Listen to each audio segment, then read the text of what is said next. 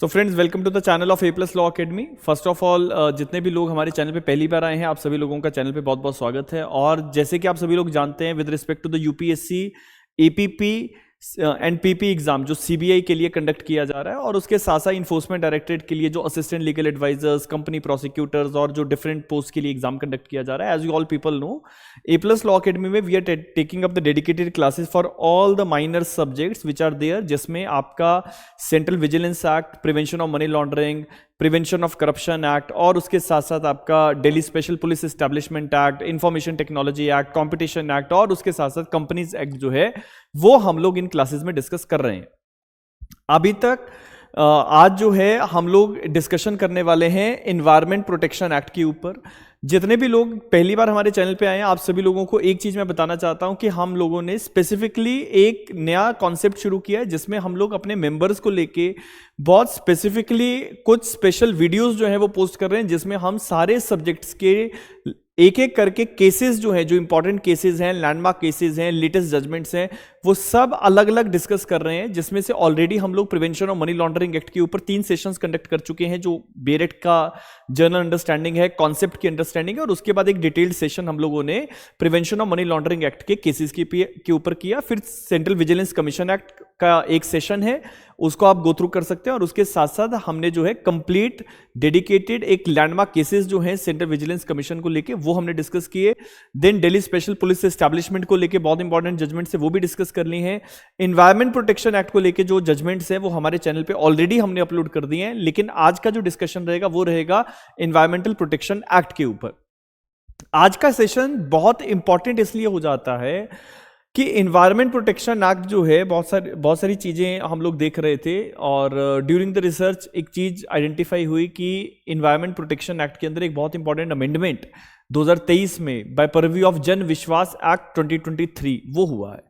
अब जितने भी लोगों ने जन विश्वास एक्ट वाली अमेंडमेंट्स नहीं पढ़ी हैं, आपके लिए समस्या हो सकती है, बिकॉज पेनल्टी में, ऑफेंसेस में काफ़ी ज़्यादा बदलाव जो है वो देखने को मिला है। इससे पहले हम लोगों ने एक वीडियो पोस्ट भी किया था एनवायरमेंट प्रोटेक्शन एक्ट पे, लेकिन वो अमेंडेड अपडेटेड जो अमेंडमेंट्स हैं उनके साथ नहीं था। तो आज का ये जो सेशन है, इसमें हम वो जन विश्वास एक्ट की जो अमेंडमेंट्स हैं उनको लेके भी डिस्कशन करेंगे। तो जिन लोगों ने पहले वाला वीडियो पूरा सुना है, आज का वीडियो भी आप लोग सुन लीजिएगा, ताकि आपको वो क्लैरिटी मिल जाए कि इस नई अमेंडमेंट के अंदर क्या क्या चीजें थी, और अपने नोट्स में अगर आपने कुछ भी नोट्स बनाए हैं तो क्या क्या चीजों को आपको अपडेट करना है। सो चलिए शुरू करते हैं कि आज के इस सेशन में हम लोग जैसे एनवायरमेंट प्रोटेक्शन एक्ट के ऊपर बात करेंगे। So what are the basic things, और जैसे कि आप सभी लोग जानते हैं, we are taking up the complete bare act in a synopsized way.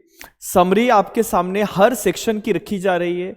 We are telling you कि किस सेक्शन से क्या क्या चीजें आपको ध्यान में रखनी है, क्या क्या पूछा जा सकता है, और उसी से रिलेटेड ये सेशंस जो है हम लोग स्पेसिफिकली पोस्ट कर रहे हैं। और जितने भी लोग अभी यूपीएससी के इस एग्जाम को देने के लिए टेस्ट सीरीज देना चाहते हैं, तो टेस्ट सीरीज जो देना चाहते हैं वो हमारे इस कांटेक्ट नंबर पे कांटेक्ट कर सकते हैं। It is 8894176736। इस पर्टिकुलर कांटेक्ट नंबर पे आप संपर्क करके ए प्लस लॉ अकेडमी के कोऑर्डिनेटर से आप बात कीजिए, व्हाट्सएप पे आप मैसेज कीजिए।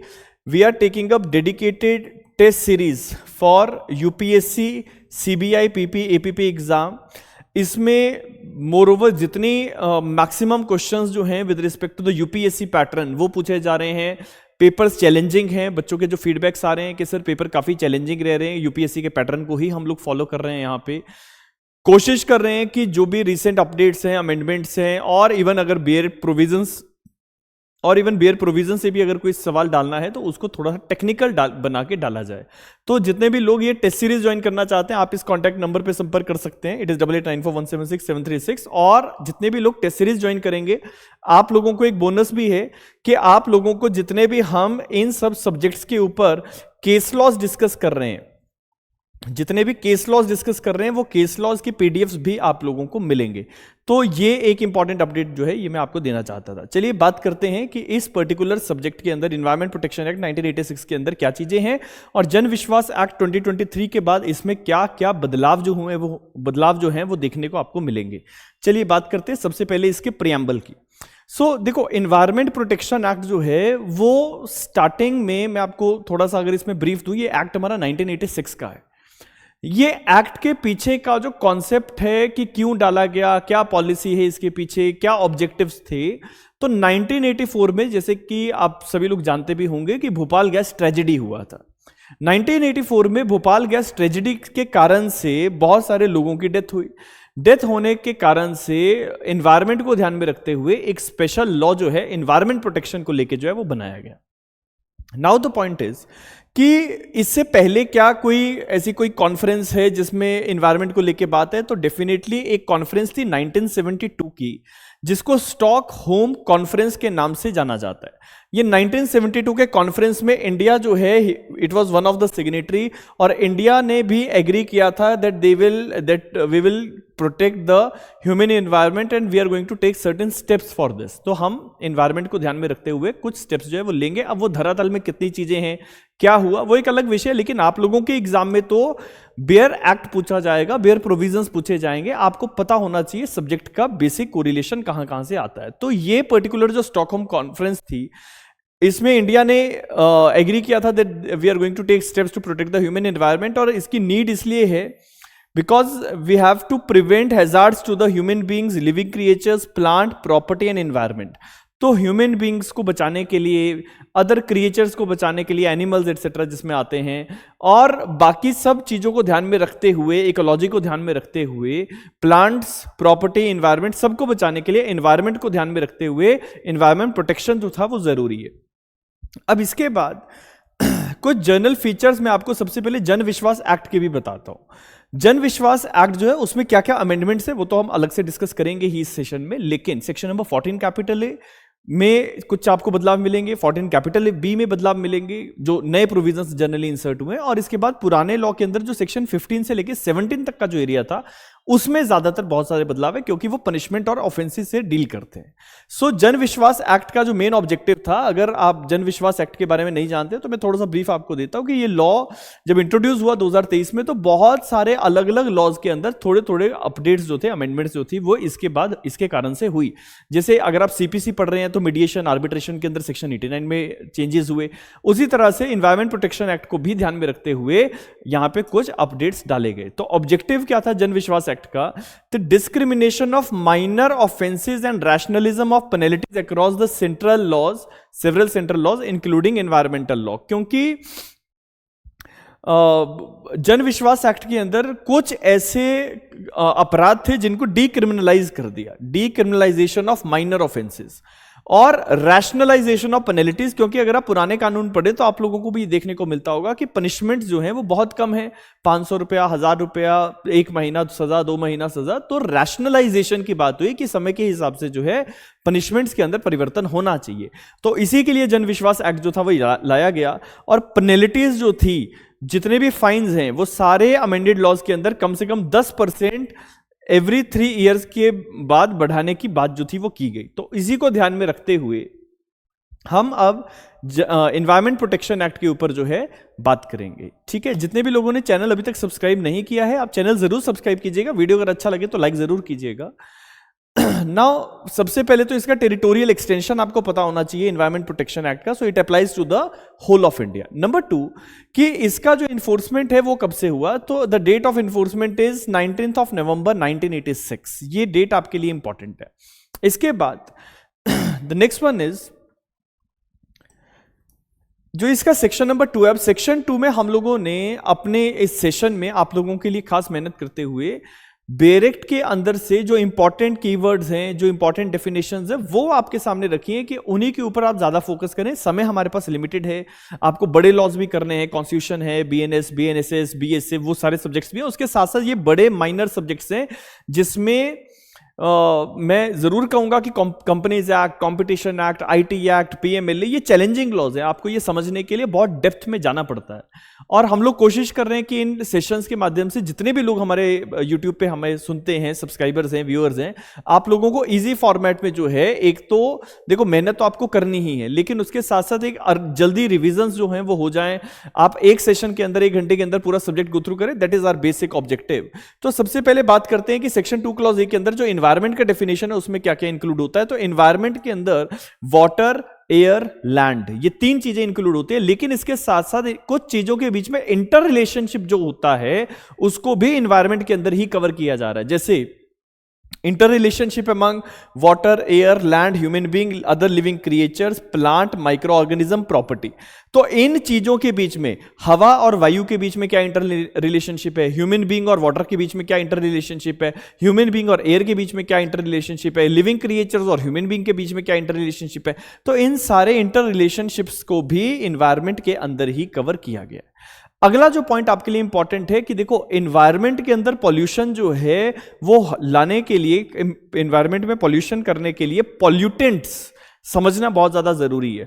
तो वहीं पे 2 क्लॉज बी कहता है एनवायरमेंटल पॉल्यूटेंट, तो किसी भी सॉलिड, लिक्विड, गैसियस सब्सटेंस जो हमारे एनवायरनमेंट के लिए इंजीरियस है, सॉलिड, गैस या लिक्विड के फॉर्म में कोई भी ऐसी चीज जो हमारे एनवायरनमेंट के लिए घातक है और वो अगर एनवायरनमेंट में ऐसा सब्सटेंस प्रेजेंट है तो उसको हम एनवायरनमेंट पॉल्यूटेंट के नाम से डिनोट करते हैं। 2 क्लॉज सी कहता है एनवायरमेंटल पॉल्यूशन, तो एनवायरमेंट पॉल्यूटेंट से होगा पॉल्यूशन जो एनवायरमेंट को खराब करेगा, and that is given in section number 2 clause number C. अगला जो डेफिनेशन है 2 clause D, that is handling. अब हैंडलिंग का मतलब क्या है, देखो आगे इनमें आपको डेफिनेशंस मिलेंगी जैसे हजार्डियस सब्सटेंसेस या कुछ और जो डेफिनेशंस आपको मिलेंगी, तो उसमें हमें सबसे पहले समझना है कि हैंडलिंग का मतलब क्या है। तो बहुत सारी ऐसी हजार्डियस सब्सटेंसेस होती हैं जिससे जो है ह्यूमन बीइंग की लाइफ को रिस्क हो सकता है, क्रिएचर्स जो बाकी क्रिएचर्स हैं, लिविंग ऑर्गेनिजम्स हैं, इनकी लाइफ को रिस्क हो सकता है। तो उसको लेके जो हजार्डियस सब्सटेंसेस हैं उनकी हैंडलिंग जो है वो बहुत इंपॉर्टेंट है। तो हैंडलिंग को लिखते हुए यहाँ पे लिखा जा रहा है कि handling includes manufacture, processing, treatment, packaging, storage, transportation, use, collection, destruction, conversion, sale, transfer. तो अगर कोई भी व्यक्ति कोई मैन्युफैक्चरिंग कर रहा है, प्रोसेसिंग कर रहा है किसी हजार्डियस सब्सटेंस को लेके, ट्रीटमेंट प्लांट्स हैं, पैकेजिंग किसी चीज की हो रही है, स्टोरेज हो रहा है, ट्रांसपोर्टेशन हो रहा है, collection, use, destruction, conversion, sale, transfer, ऐसी कोई भी एक्टिविटी अगर इंक्लूडेड है और ऐसी चीज में जैसे इंडस्ट्रीज में जैसे लेट्स सपोज मैन्युफैक्चरिंग हो रही है, प्रोडक्शन हो रहा है, अब वहां पे अगर कोई हजार्डियस सब्सटेंस है तो उसकी हैंडलिंग बहुत इंपॉर्टेंट है। तो हैंडलिंग के अंदर ये सारी चीजें जो है इंक्लूड हो रही है। Next one is section number 2 clause number E. Section 2 clause ई हमारे लिए इसलिए इंपॉर्टेंट है क्योंकि ये बताता है हजार्डियस सब्सटेंसेस क्या होती है। So hazardous substance means a substance whose chemical और फिजियोकेमिकल प्रॉपर्टीज, कोई भी ऐसी सब्सटेंस जिसकी केमिकल प्रॉपर्टीज या फिजियोकेमिकल प्रॉपर्टीज या फिर जो हैंडलिंग है उससे हार्म हो सकता है, किसे, human, living creature, plants, micro organism, property, environment को हार्म हो सकता है। तो ऐसी चीज को हजार्डियस सब्सटेंस के नाम से डिनोट किया गया। अगली जो डेफिनेशन है that is the definition of occupier. Occupier है वो व्यक्ति जिसके पोजेशन में ऐसी कोई चीज है, जिसके कंट्रोल में कोई प्रेमाइसिस है, कोई फैक्ट्री है, उसको हम ऑक्यूपायर के नाम से डिनोट करते हैं। So occupier is a person who has control over the affairs of the factory or premises or who is in possession of any substance that is hazardous substance। तो ये definitions आपके लिए important है। इसके बाद section number 3 के अंदर हम आते हैं, that is the power of the central government। जहां तक सेंट्रल गवर्नमेंट की पावर है सेक्शन नंबर 3 के अंदर, तो सेंट्रल गवर्नमेंट को लेके यहां पे एनवायरमेंट प्रोटेक्शन एक्ट के अंदर रखा गया है कि सेंट्रल गवर्नमेंट जो है it will try to take all necessary actions which are required for the protection of the environment. और वही चीज में यहां पे मैंने आपको ब्रीफ में लिख के भी दी है, central government may take all necessary and expedient measures to protect and to improve environment quality, prevent, control and abate pollution। तो आपको सेंट्रल गवर्नमेंट को एनवायरमेंट को प्रोटेक्ट करने के लिए, एनवायरमेंट की क्वालिटी को अच्छा करने के लिए, प्रिवेंट, कंट्रोल और अबेट करने के लिए पॉल्यूशन को आपको जो है कुछ जो भी नेसेसरी एक्शंस आपको लगता है लेने हैं, you have to go for it. इसके बाद section number 3 clause number 2, section 3 clause 2 कहता है कि अच्छा कुछ स्पेसिफिक मेजर्स जो हैं वो आपको लेने पड़ेंगे। अब स्पेसिफिक मेजर्स जो हैं उसमें क्या क्या चीज आती है। पहली चीज की देखो, बेसिकली सेंट्रल गवर्नमेंट ने इस लॉ को पास किया, लेकिन सेंट्रल गवर्नमेंट को स्टेट अथॉरिटीज का, स्टेट गवर्नमेंट का कोऑर्डिनेशन बहुत इंपॉर्टेंट है। तो जो कुछ स्पेसिफिक मेजर्स यहां पे लिखे गए हैं उसमें पहला जो पॉइंट है उसमें यही है कि coordination of actions by state governments and authorities. तो सेंट्रल गवर्नमेंट के एक्शंस को, जो भी गवर्नमेंट एक्शन ले रही है उसको स्टेट गवर्नमेंट या अथॉरिटीज कोऑर्डिनेट करेंगी। Next one is national programme for pollution control, जो है वो आपको लाने हैं। Next one is standards for environment quality, आपको जो है एनवायरमेंट की क्या क्वालिटी होनी चाहिए, AQI क्या होना चाहिए, PM 2.5 आप लोग सुन रहे होंगे आजकल। दिल्ली में जैसे हमारा प्रदूषण से काफ़ी ज़्यादा दिक्कत है, तो PM 2.5 क्या होना चाहिए, AQI क्या होना चाहिए, तो वो सारे जो भी स्टैंडर्ड्स है एनवायरमेंट क्वालिटी को लेके, उनको लेके सेंट्रल गवर्नमेंट जो है वो कुछ मेजर्स ले सकती है। Next, standards for discharge of emission, standards for emission और डिस्चार्ज ऑफ द पॉल्यूटेंट्स। तो जो भी पॉल्यूटेंट है जिससे एनवायरमेंट खराब होगा, उसका एमिशन और डिस्चार्ज जो है उसके क्या स्टैंडर्ड्स जो हैं वो होने चाहिए। इसके बाद restricting areas where industry operations may और मे नॉट ऑपरेट, तो ऐसी चीजें निर्धारित करना, उनको रिस्ट्रिक्ट करना कि कहां पे इंडस्ट्री ऑपरेट कर सकती है, कहां पे नहीं कर सकती है।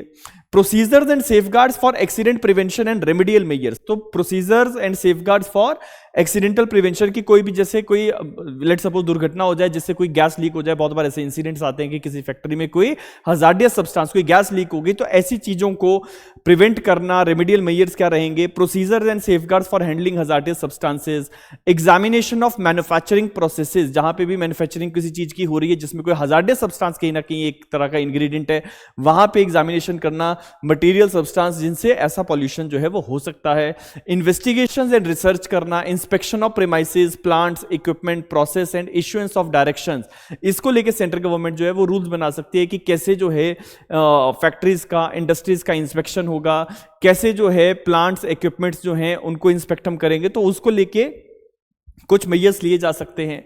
Next one is environmental laboratories जो हैं उनको बनाने के लिए सेंट्रल गवर्नमेंट जो है वो एक्शन ले सकती है। Collection and dissemination of the information की जो भी डाटा है कि कहां पे कितनी फैक्ट्रियां हैं, उन फैक्ट्रियों में क्या यूज हो रहा है, क्या बन रहा है, कहां पे वो अपना वेस्ट मटेरियल जो है वो डिस्चार्ज कर रहे हैं, एमिट कर रहे हैं, उन सारी चीजों को लेकर जानकारी लेना और उन चीजों को डिसेमिनेट करना, इंफॉर्मेशन को डिसेमिनेट करना, बाकी लोगों तक पहुंचाना, ये जरूरी है। Preparation of manual codes and guides, तो ये सारी चीजें जो हैं आपके इस स्पेसिफिक मेजर्स के अंदर सेंट्रल गवर्नमेंट जो है वो काम करती है। इसके बाद अगला जो पॉइंट है जो सेक्शन नंबर 3 के सबसेक्शन 3 के अंदर आता है, that is constitution of authorities, कि सेंट्रल गवर्नमेंट जो है वो एक प्रॉपर अथॉरिटीज को एस्टैब्लिश करेगी, कॉन्स्टिट्यूट करेगी, जो एनवायरमेंट प्रोटेक्शन एक्ट की इंप्लीमेंटेशन जो है वो करेंगे। सो सेंट्रल गवर्नमेंट में कॉन्स्टिट्यूट अथॉरिटी और authorities by official gazette and giving them powers of the central government, तो जो भी पावर्स हैं सेंट्रल गवर्नमेंट की वो एक अथॉरिटी को दी जा सकती है। इसके बाद सेक्शन नंबर 4, सेक्शन 4 जो है वो अपॉइंटमेंट ऑफ ऑफिसर्स की बात करता है, और उसके लिए सीधा सीधा बात है कि सेंट्रल गवर्नमेंट जो है वो ऑफिसर्स को अपॉइंट करेगा, उनकी डेजिग्नेशन देगा और उनको जो भी पावर्स एंड फंक्शंस है वो असाइन किए जाएंगे।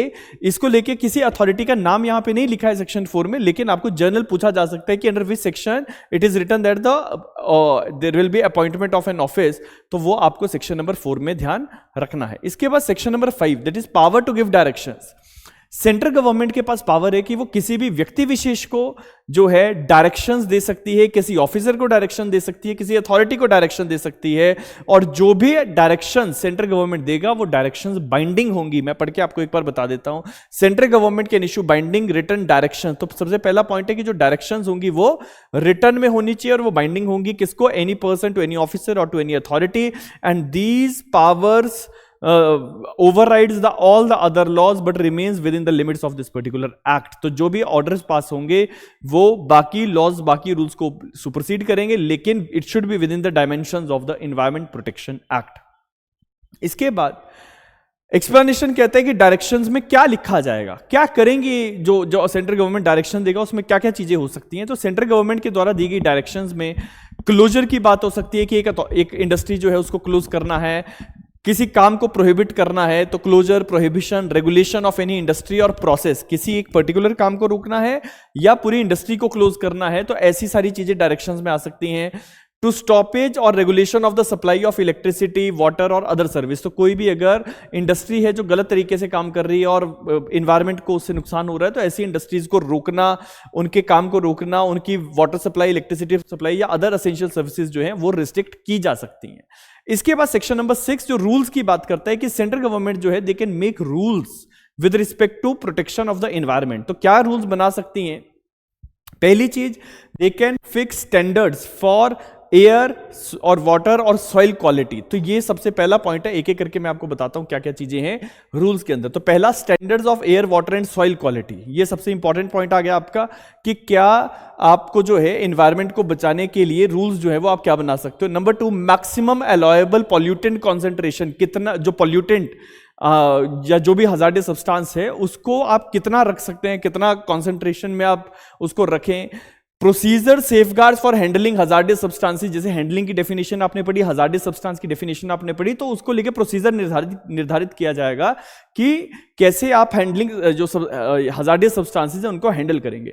Next one is hazardous substances को हैंडल करने के ऊपर कुछ रिस्ट्रिक्शंस लगाना, इंडस्ट्रीज की लोकेशन को लेके रिस्ट्रिक्शन अगर लगानी है वो भी लगाई जा सकती है। And last one is procedures and safeguards to prevent accidents and for remedial measures. तो ये सारी चीजें आप लोगों ने ध्यान में रखनी है। इसके बाद चैप्टर नंबर 3 जो बात करता है प्रिवेंशन, कंट्रोल एंड अबेटमेंट के ऊपर, जिसमें सेक्शन नंबर 7 कि नो एमिशन और डिस्चार्ज बियॉन्ड द स्टैंडर्ड्स। जैसे अभी आपने ऊपर पढ़ा कि रूल्स फिक्स हो जाएंगे कि जी कितना डिस्चार्ज या एमिशन जो है वो पॉल्यूटेंट का किया जा सकता है। अगर उसके बियॉन्ड कर रहे हैं तो इंडस्ट्रीज जो हैं उनके ऊपर सैंक्शंस लगाई जा सकती हैं। तो लिखा है industries and operations must not discharge pollutants beyond the prescribed limits. इसके बाद सेक्शन नंबर 8 हजार्डियस सब्सटेंसेस की बात कर रहा है, उनकी हैंडलिंग बहुत इंपॉर्टेंट है, रेमेडियल मेजर्स की बात आती है, सेफगार्ड्स की बात आती है। तो वहीं पे सेक्शन नंबर 8 क्लियरली कह रहा है hazardous substances may only be handled as per the procedure prescribed. अगला जो सेक्शन है सेक्शन नंबर 9, जिसमें बेसिकली पॉइंट क्या है कि कोई भी ऐसा व्यक्ति जो किसी फैक्ट्री का मालिक है, इंडस्ट्री का मालिक है, या जिसके भी कंट्रोल में इंचार्ज में जो है वो फैक्ट्री या जो भी प्रेमाइसेस है, जहां पे अगर कोई कुछ एक्सीडेंट हो जाता है, कोई गैस कोई लीक हो जाती है या कोई भी ऐसा एक्सीडेंट जो एनवायरनमेंट को अफेक्ट कर सकता है, तो उस व्यक्ति की जिम्मेदारी है कि वो अथॉरिटीज को इन्फॉर्म करे और अथॉरिटीज को असिस्ट करे। तो इसके लिए हमारा एक बहुत इंपॉर्टेंट सेक्शन नंबर 9 आ जाता है, दैट इज इफ एमिशन और discharge exceeding limit occurs then person responsible must prevent और रिड्यूस द पॉल्यूशन। पहला पॉइंट है कि आपको कोशिश करनी है कि उसको जो है रोकने की कोशिश की जाए। Number 2 must immediately inform to the prescribed authorities and must assist to the authorities.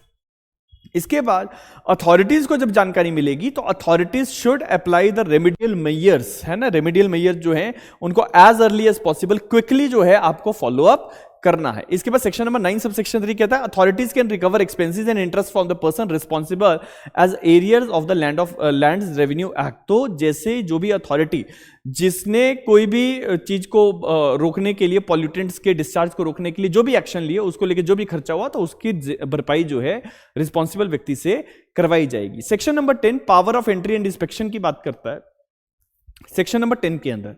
अब सेक्शन 10 में जो हमारा जन विश्वास एक्ट था 2023 का, उसके थ्रू कुछ अमेंडमेंट्स भी हुई हैं, लेकिन आपको मैं जनरल पॉइंटर्स पहले बता देता हूं कि powers of entry and inspection क्या है। पहली चीज कि जो भी अथॉरिटीज हैं, जो ऑफिसर्स हैं एनवायरमेंट प्रोटेक्शन एक्ट की जो इंप्लीमेंटेशन करते हैं, they are competent to carry out functions delegated to them. पहली चीज कि आपको जो भी काम डेलीगेट किया गया आपको वो फुलफिल करना है। नंबर 2 आपको ये चेकआउट करना है कि रूल्स की, रेगुलेशंस की कंप्लायंस हो रही है या नहीं हो रही है। तीसरी चीज कि आपको यह भी एग्जामिन करना है कि जो भी इक्विपमेंट्स हैं या जो भी डॉक्यूमेंट्स हैं, प्लांट्स हैं, उनको एग्जामिन अगर आपको करना है तो वो भी आप कर सकते हैं। और अगर सर्च सीजर करना है with respect to any material वो भी किया जा सकता है। जो भी ऑक्युपायर होगा उस प्रीमाइसेस का, इंडस्ट्री का, फैक्ट्री का, जो भी ऑक्युपायर है, उसकी जिम्मेदारी है ऑफिसर्स को असिस्ट करना, है ना। और अगर वो ऐसा नहीं करता है तो it will be an offence, और उसको लेके फिर नए जो हमारा लॉ है उसके अंदर स्पेसिफिकली बात भी की गई है। इसके बाद सेक्शन नंबर 10 के अंदर जन विश्वास एक्ट के थ्रू क्या क्या चेंजेस आए हैं वो मैं अब आपको बताने वाला हूं। ये एरिया सबसे इंपॉर्टेंट हो गया। आप लोगों को यहीं से सबसे ज्यादा सवाल आने की संभावना होगी, क्योंकि देखो एनवायरमेंट प्रोटेक्शन एक्ट 1986 का, जन विश्वास एक्ट 2023 का, 2023 के में सीबीआई का एग्जाम हुआ, उसके बाद अब होगा। तो अब इस वाले एग्जाम में बहुत स्ट्रांग पॉसिबिलिटी कि आपको अमेंडेड एरिया से सवाल आए, जिसमें आपको जन विश्वास एक्ट के अंदर क्या क्या अमेंडमेंट्स हुई, क्या उसका ऑब्जेक्टिव था, उसके ऊपर हम बात कर रहे हैं। ऑब्जेक्टिव मैंने स्टार्टिंग में डिस्कस कर लिया, अब क्या क्या चेंजेस थे उसमें एक पॉइंट उसका आ गया यहां पे कि अगर कोई भी ऑक्युपायर जिसके पोजीशन में, कंट्रोल में कोई फैक्ट्री इंडस्ट्री है, अगर वो इंस्पेक्टर या जो भी व्यक्ति आएगा उसको अगर वो असिस्टेंस ना दे पाए तो इट इज एन ऑफेंस, है ना, it is an offence. Next one is अगर ऐसा कुछ हुआ है, if that person fails to give such assistance, तो लिखा है सेक्शन नंबर 14B अब हमारे इन्वायरमेंट प्रोटेक्शन एक्ट के अंदर ऐड हुआ, मैं आगे आके आपको सेक्शन 14B में क्या लिखा है वो भी बताऊंगा, लेकिन लिखा है through section 14B such failure attracts penalty of 10,000 minimum to 5 lakh rupees plus 10,000 per day for continued violation. बहुत इंपॉर्टेंट बात है कि अगर कोई भी व्यक्ति ऑफिसर्स को, जो इंस्पेक्टर आए हैं, उनको अगर असिस्टेंस नहीं देता है तो उस व्यक्ति को ये पनिशमेंट जो है 14B of environment protection act के अंदर हो सकती है। दूसरी चीज, अगर कोई भी ऑफिसर को ऑब्स्ट्रक्शन किया जा रहा है, डिले किया जा रहा है या रोका जा रहा है कि वो इंस्पेक्शन नहीं कर सकते, तो इसको लेके भी सेम पेनल्टी जो है वो इंपोज की जा सकती है। तो बहुत बड़ी बात है ये, और आपको ये चीज पता होनी चाहिए। दूसरी चीज, सीआरपीसी के अंदर जो सेक्शन नंबर 94 था, सेम उसी तरह से बीएनएसएस के अंदर जो कंसर्न सेक्शंस हैं, procedure with respect to search and seizure, तो वो provisions as it is environment protection act के अंदर जो ऑफिसर्स काम करने आए हैं उनके लिए अप्लाई करेंगे। अगला section, section number 11, power to take samples की बात है। तो authorities are competent to take samples. Government और authorised officer can take sample of air, water, soil और सब्सटेंस फॉर एनालिसिस, और लैब एनालिसिस जो भी होगा,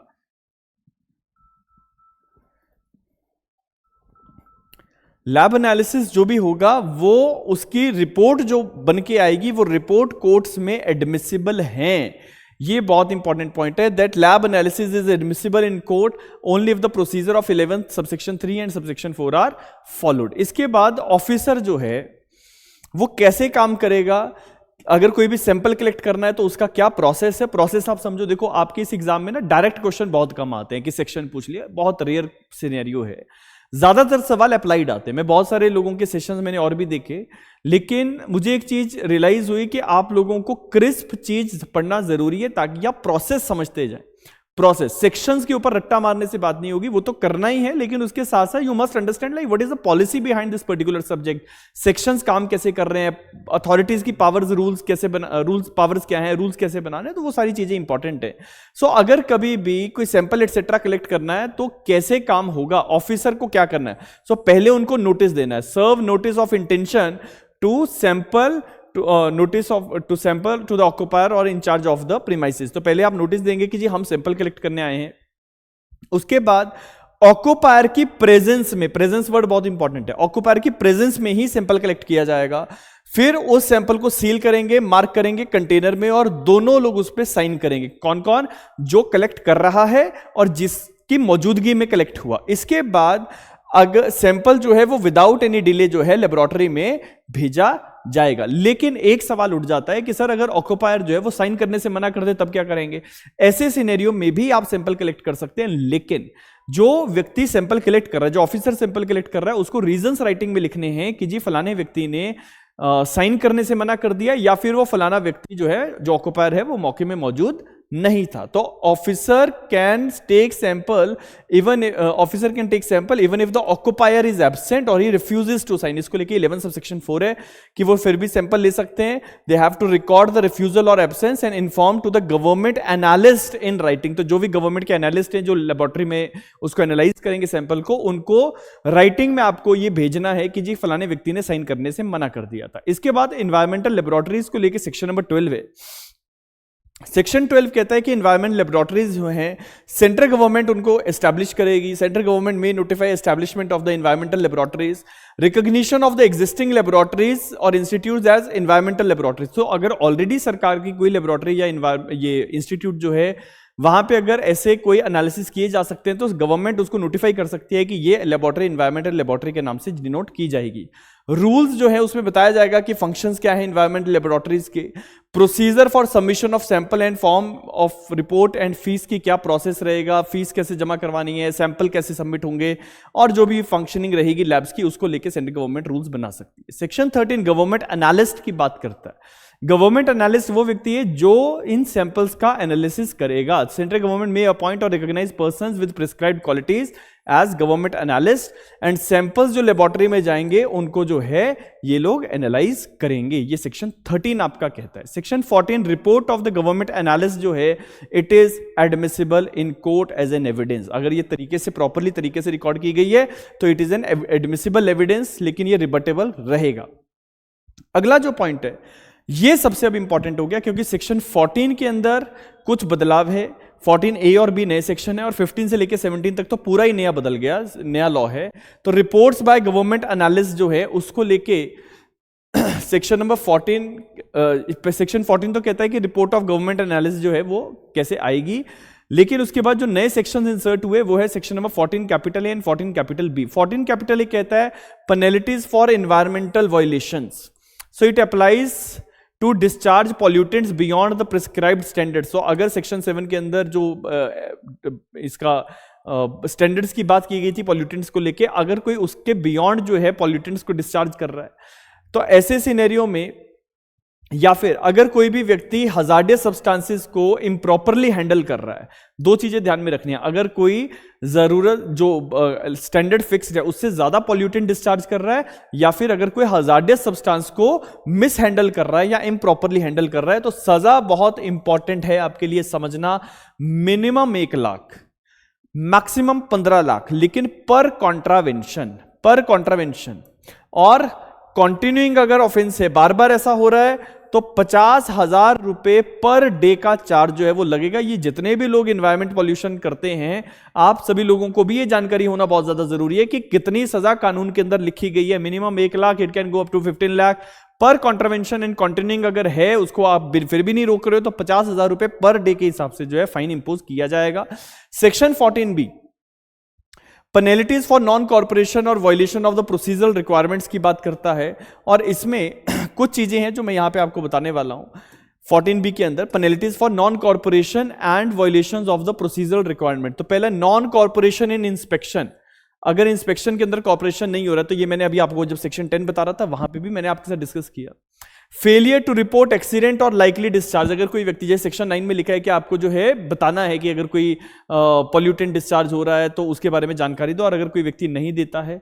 failure to provide assistance in emergency measures, not following the sampling procedure. तो section 10, 9, 11 etcetera, इनकी अगर violation होती है तो पेनल्टी रहेगी 10,000 मिनिमम अप टू 5 लाख और 10,000 रुपए पर कॉन्ट्रावेंशन। आप लोगों को ये जो सजा है ये याद रखनी है। इसके बाद जो जन विश्वास एक्ट है, जन विश्वास एक्ट ने सेक्शन 15 से लेके सेक्शन 17 तक सारे पूरे प्रोविजंस को आउटराइटली रिप्लेस कर दिया है। अब क्या चेंज हुआ है उसके ऊपर बात करते हैं। सबसे पहले जनरल पेनल्टीज की बात करते हैं।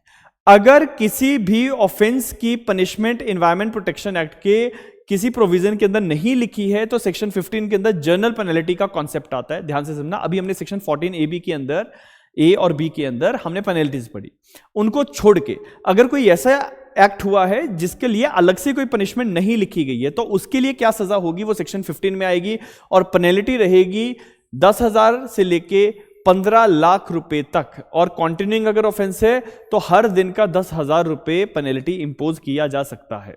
15 capital A penalties for company की बात करता है।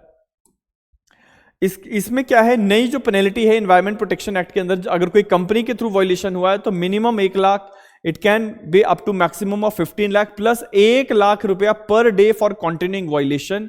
ये बहुत इंपॉर्टेंट है, इसको मैं स्टार लगा रहा हूं, यहां से एग्जाम में सवाल आ सकता है। नेक्स्ट, अगर कोई गवर्नमेंट डिपार्टमेंट जो है वो ऐसा ऑफेंस करता है, तो जो हेड ऑफ द डिपार्टमेंट है, हेड ऑफ द डिपार्टमेंट, उसकी 1 महीने की सैलरी काट दी जाएगी। हेड ऑफ द डिपार्टमेंट की 1 महीने की सैलरी काट दी जाएगी अगर कोई गवर्नमेंट डिपार्टमेंट या गवर्नमेंट इंडस्ट्री जो है वहां पे ऐसी कोई एनवायरमेंट पॉल्यूशन जो है वो होती है। एग्जाम्पशन वो ले सकते हैं कि it was not in his knowledge या despite due diligence he was not aware of that particular thing. इसके बाद सेक्शन 15C जो है वो एडजुडिकेटिंग ऑफिसर्स की अपॉइंटमेंट की बात करता है। ये सारे प्रोविजन जन विश्वास एक्ट से आए हैं। सेंट्रल गवर्नमेंट में appoint adjudication officer not below the rank of joint secretary. यहां से आपको सवाल आ सकता है कि जी जो एडजुडिकेटिंग अथॉरिटी होगी उसमें किस रैंक का व्यक्ति बैठेगा, so not below the rank of joint secretary. 15D appeal जो है वो नेशनल ग्रीन ट्राइब्यूनल में जाएगी। जो भी अपील आती है वो नेशनल ग्रीन ट्राइब्यूनल में जाएगी और टाइम लिमिट रहेगी 60 डेज की। अगर इन्वायरमेंट ऑफिसर ने कोई भी ऑर्डर पास कर दिया, आपको अपील लगाना है, आप जाएंगे नेशनल ग्रीन ट्राइब्यूनल में और 60 डेज का टाइम लिमिटेशन है। और एनजीटी में जब आप अपील कर रहे हैं तो कम से कम पेनल्टी का 10% आपको पहले जमा करवाना है, उसके बाद ही अपील जो है एनजीटी सुनेगा। So mandatory deposit of 10% of impose penalty before appeal is entertained. 15E जो है वो क्रेडिटिंग ऑफ पेनल्टीज की बात करता है। बहुत इंपॉर्टेंट प्रावधान है कि जो भी पेनल्टी इंपोज की जाएगी वो जमा कहां होगी, तो डिपॉजिट होगी वो एनवायरमेंट प्रोटेक्शन फंड के अंदर, एनवायरमेंट प्रोटेक्शन फंड के अंदर डिपॉजिट होगी। कॉन्सिक्वेंसेज ऑफ नॉन पेमेंट क्या है कि अगर पेनल्टी 90 दिन के अंदर पे नहीं की जाती है, जो भी पेनल्टी इंपोज की गई अगर वो 90 डेज के अंदर पे नहीं की जाती है तो इंप्रिजनमेंट हो जाएगी 3 साल तक, या फिर फाइन हो जाएगा ट्वाइस ऑफ द पेनल्टी। ये आपने ध्यान में रखना है कि अगर फाइन 90 डेज के अंदर अंदर पे नहीं किया तो या तो 3 साल की सजा या फिर दुगना अमाउंट जो है वो पेनल्टी के तौर पे इंपोज किया जाएगा, या फिर दोनों। और company officers are deemed guilty unless they prove due diligence और लैक ऑफ नॉलेज। तो अगर कोई कंपनी के द्वारा अपराध हुआ है तो उस सिनेरियो में जो कंपनी के इंचार्ज हैं या जो भी कंसर्न व्यक्ति ऑफिसर है उनको डीम्ड गिल्टी माना जाएगा और उनकी लाइबिलिटी फिक्स की जाएगी। सेक्शन नंबर 16 जो है ये establishment of environment protection fund की बात करता है। ये नया लॉ है, नया प्रोविजन है, जन विश्वास एक्ट के अंदर ये सारी चीजें आई हैं कि एनवायरमेंट प्रोटेक्शन फंड जो है वो जो फंड आएगा, जो पैसा वहां पे जमा होगा वो किस चीज के लिए यूटिलाइज होगा। तो यूटिलाइजेशन जो है वो एनवायरमेंटल अवेयरनेस के लिए होगी, एजुकेशन के लिए होगी, रिसर्च के लिए होगी, implementation of environment protection act and air act and other prescribed purposes. तो इन चीजों के लिए इस फंड का यूटिलाइजेशन जो है वो होगा। 75% फंड जो है it must be transfer to the respective state government. ये भी बहुत इंपॉर्टेंट पॉइंट है कि कितना पैसा जो है वो स्टेट गवर्नमेंट को जाएगा, तो 75% पैसा जो है वो स्टेट गवर्नमेंट या यूटी को, यूनियन टेरिटरी को दिया जाएगा। इसके बाद सेक्शन 17 जो है वो अब ओमिट हो चुका है। Section number 18 protection of actions taken in good faith की बात करता है कि कोई भी ऑफिसर अगर गुड फेथ में एक्शंस ले रहा है तो उसको लेके कोई एक्शन नहीं लिया जाएगा। फिर section number 19 cognizance of offence की बात कर रहा है। यहां से आप लोगों को सवाल जो है डेफिनेटली आ सकता है। क्या सवाल आ सकता है कि जी कोर्ट कैसे कॉग्निजेंस लेगा, क्या कोई टाइम लिमिट है, तो क्या कोई प्राइवेट पर्सन जो है वो कंप्लेंट कर सकता है। तो पहला आपका आंसर है कि कोर्ट कॉग्निजेंस केवल कंप्लेंट पे लेगा, इस पे कोई पुलिस रिपोर्ट नहीं आती, कंप्लेंट आएगी, कंप्लेंट पे कॉग्निजेंस लेगा। पब्लिक सर्वेंट कंप्लेंट कर रहा है, अथॉरिटी कंप्लेंट कर रही है, ऑफिसर कंप्लेंट कर रहा है, वेल एंड गुड, कोई दिक्कत नहीं है। लेकिन अगर कोई प्राइवेट व्यक्ति कंप्लेंट करना चाहता है तो वो डायरेक्टली नहीं जा पाएगा। तो प्राइवेट व्यक्ति को पहले एक नोटिस देना पड़ेगा अथॉरिटी को कि जी फलाना व्यक्ति या फलानी इंडस्ट्री फलाना प्रीमाइसेस में एनवायरमेंटल पॉल्यूशन जो है वो हो रहा है, इसके बारे में आप संज्ञान लें। अगर 60 डेज के अंदर अंदर कोई एक्शन नहीं लिया जाता तो प्राइवेट कंप्लेंट फाइल हो सकती है।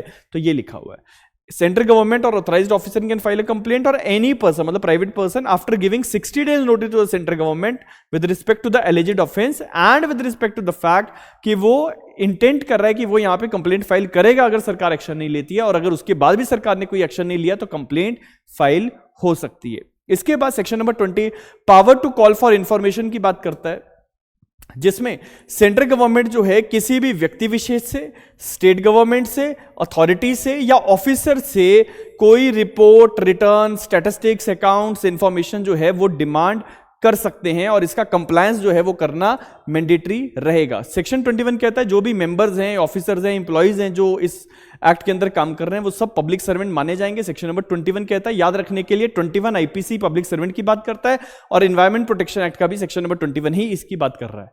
सेक्शन 22 कहता है कि जो भी सिविल कोर्ट्स हैं उनके पास कोई जुरिस्डिक्शन नहीं होगा एनवायरमेंट प्रोटेक्शन एक्ट के अंदर केसेस को सुनने का। Section number 23 power to delegate की बात करता है कि सेंट्रल गवर्नमेंट जो है अपनी पावर्स को डेलीगेट कर सकती है, लेकिन कुछ पावर्स डेलीगेट नहीं हो पाएंगी जो कि सेक्शन नंबर 3 सब सेक्शन 3 के अंदर या सेक्शन नंबर 25 के अंदर रखी गई है। इसके बाद जो आपका सेक्शन नंबर 24 है, तो सेक्शन 24 के अंदर जो है अगेन जन विश्वास एक्ट के थ्रू एक अमेंडमेंट हुआ है और अमेंडमेंट के कारण से इफेक्ट क्या है, तो एनवायरमेंट प्रोटेक्शन एक्ट के अंदर जो पेनल्टी है वो डोमिनेट करेगी। Environment protection act penalty regime now predominates where overlapping exist. तो यहां पे जो पेनल्टी लिखी गई है वो डोमिनेट करेगी, वही पेनल्टी इंपोज की जाएगी। इसके बाद आपका जो है section number 25 rule making power की बात करता है कि central government is having the power to make rules, और क्या क्या रूल्स बना सकते हैं, स्टैंडर्ड्स फिक्स करना, हजार्डस सब्सटेंस को लेके प्रोसीजर, एक्सीडेंट को लेके अथॉरिटीज कैसे काम करेंगी, सैंपल टेकिंग प्रोसीजर क्या है, लेबोरेटरीज कैसे फंक्शन करेंगी, क्वालिफिकेशन ऑफ गवर्नमेंट एनालिस्ट क्या होना चाहिए, तो इसको लेके रूल्स बनेंगे। और जो भी रूल्स हैं सेक्शन नंबर 26 कहता है कि वो पार्लियामेंट के सामने लेट डाउन किए जाएंगे। तो ये आज का जो हमारा सेशन था, ये कंप्लीट सेशन हम लोगों ने अपने YouTube के चैनल पे आप लोगों के साथ हमने डिस्कस किया और आप लोगों को ये क्लियर कर दिया कि एनवायरमेंट प्रोटेक्शन एक्ट के अंदर अमेंडमेंट्स क्या क्या हुई, किन चीजों का आपने खास ध्यान रखना है। नंबर 2, जो जजमेंट्स हैं वो अलग से हमारे मेंबर्स के लिए एक वीडियो ऑलरेडी अपलोडेड है, वहां पे जाके आप वो सारी जजमेंट्स जो हैं उसको गो थ्रू कर सकते हैं। इसके बाद अब हम नेक्स्ट सेशन में मिलेंगे एक दूसरे सब्जेक्ट के साथ। तब तक के लिए अपना बहुत अच्छे से ध्यान रखिए। तो चैनल अगर सब्सक्राइब नहीं किया है तो चैनल जरूर सब्सक्राइब कीजिएगा।